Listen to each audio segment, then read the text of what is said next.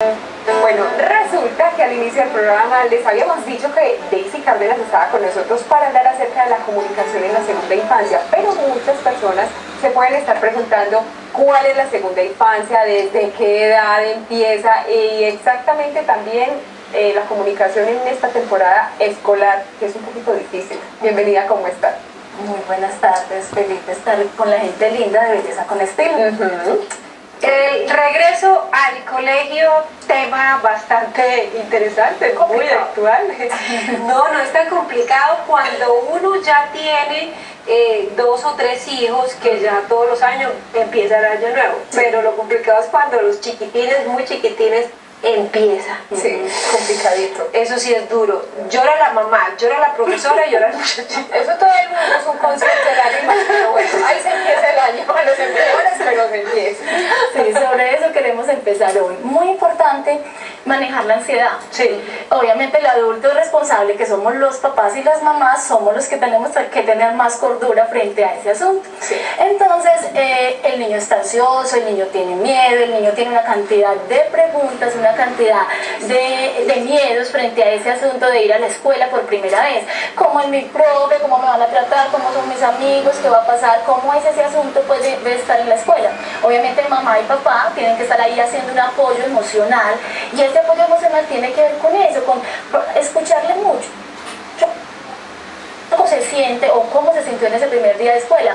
Aprovechar esa motivación tan grande que tienen, porque todo es nuevo, maleta nueva, claro, los útiles, la pierden los como muere de rico, todo nuevo, el borrador, que quiere uno comérselo todo, ¿sí? Entonces, alrededor de eso hay que aprovechar esa motivación para mantenernos, a mantener esa motivación. Mira, la escuela es un lugar muy rico donde tú vas a aprender, vas a conocer otros amigos, vas a poder hacer una cantidad de cosas.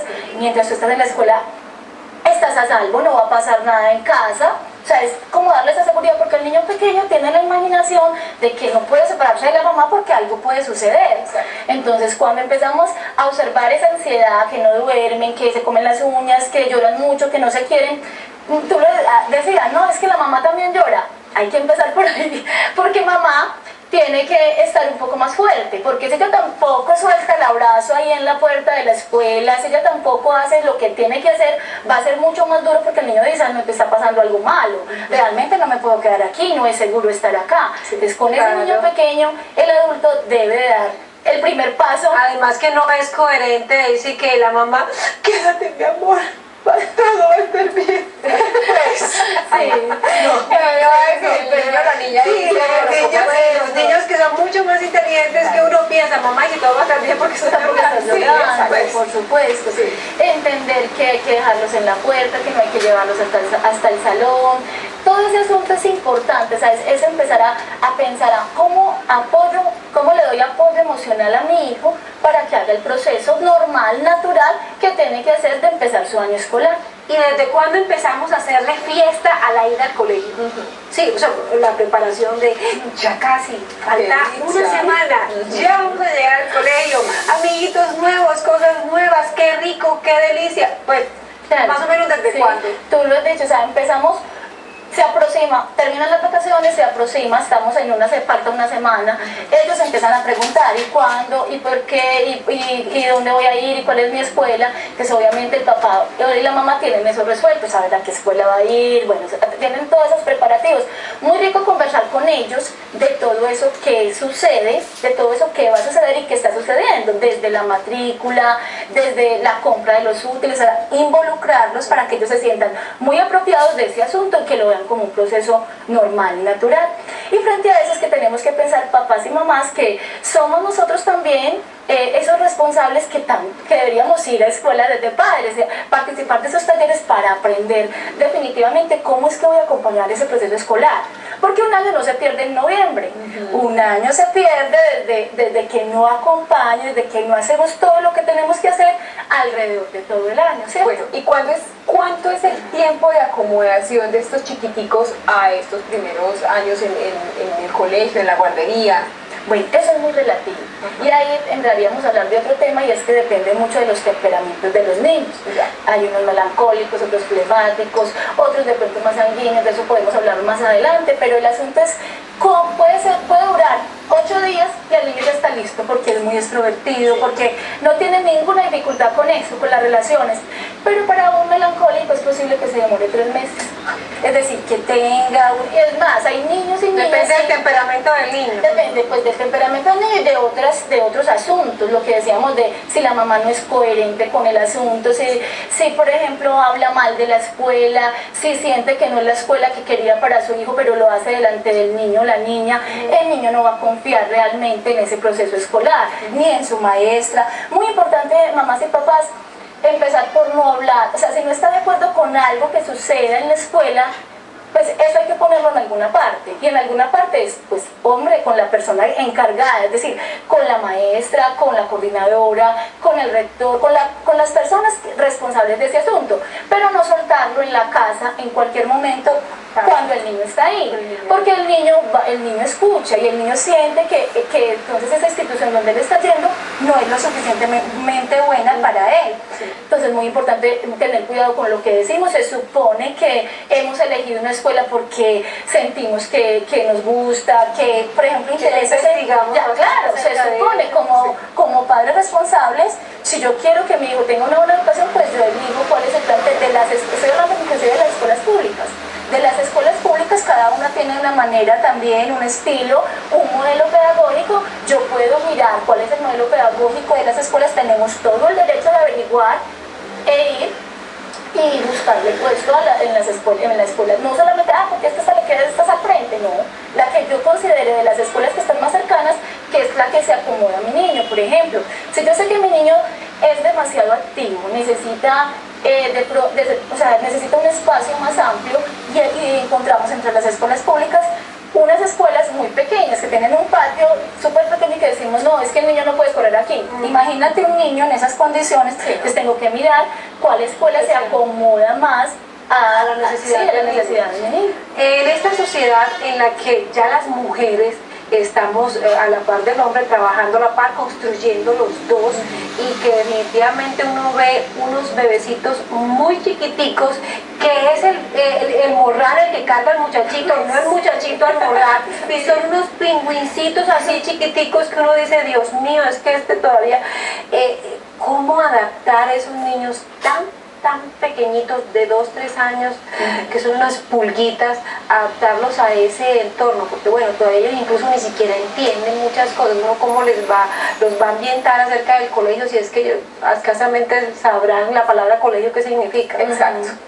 Sí, ahí tocas un tema muy complejo, y es cuál es la edad como más, bueno, la edad pertinente, y eso es muy complejo, pero como tú misma dices, la sociedad actual nos está llevando a esas situaciones donde papá y mamá no están, y tiene que ir el niño a un centro y ahí volvemos al mismo asunto, y es, ocúpese de pensar dónde va a llevar, dónde se van a encargar, dónde va a ser su papel, o sea, dónde la escuela o la institución o el jardín está cumpliendo por unas horas el papel suyo de educar y de formar.